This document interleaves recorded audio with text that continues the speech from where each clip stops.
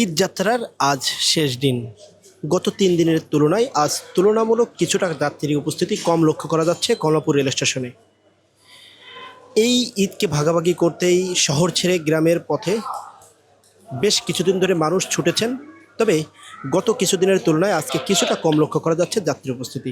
এমনকি ট্রেনের ভিতরেও তেমনটি যাত্রীর উপস্থিতি লক্ষ্য করা যাচ্ছে না, যেটি লক্ষ্য করেছিলাম গত ২-৩ দিন। মানুষের যে ভিড় এবং মানুষের যে বাড়ি ফেরার একটা তাড়না, সেটি কিন্তু আজকে অনেকটা পরিমাণে কম লক্ষ্য করছি।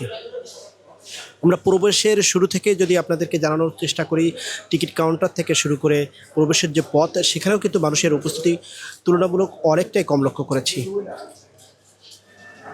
এবং বিশেষ করে যেটি আপনাদেরকে জানানোর চেষ্টা করছি, উত্তরবঙ্গের ট্রেনগুলোতে আমরা যেমনটি লক্ষ্য করি অধিক পরিমাণে ভিড় এবং অধিক পরিমাণে যাত্রীর একটা চাপ লক্ষ্য করি, কিন্তু আজকে যেটি লক্ষ্য করেছি, বিশেষ করে যা রাজশাহীগামী একটি ট্রেন আছে, সেই ট্রেনেও বেশ কিছু সিট আমরা কিন্তু খালিও লক্ষ্য করেছি। কিন্তু গত ২ দিন যাত্রীরা যে বাড়ি ফেরার তাড়নায় যে তারা ঠিক এই যে গেটের দরজায় তারা কিন্তু দরজায় ঝুলতে ঝুলতে গিয়েছিল, এমনটা কিন্তু লক্ষ্য করেছি। এমনকি জানলা দিয়েও ভিতরে মহিলারা প্রবেশ করেছেন, এমনটাও কিন্তু আমরা লক্ষ্য করেছি। তবে আজকে কিছুটা পরিমাণে স্বস্তিতে মানুষ বাড়ি ফিরছেন, যেটি আমরা এই কমলাপুরের রেল স্টেশন থেকে লক্ষ্য করছি।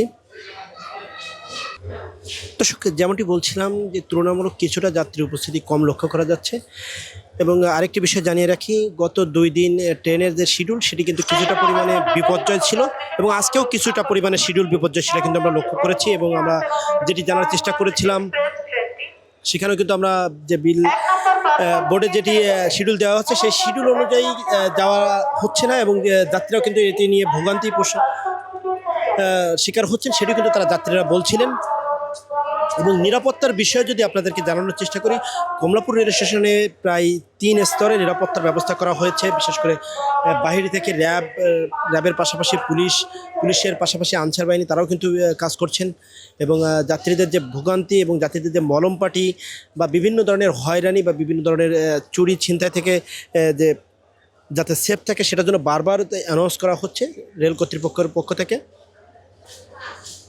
দর্শক, আজকে এই ছিল কমলাপুর রেল স্টেশন থেকে সর্বশেষ আপডেট।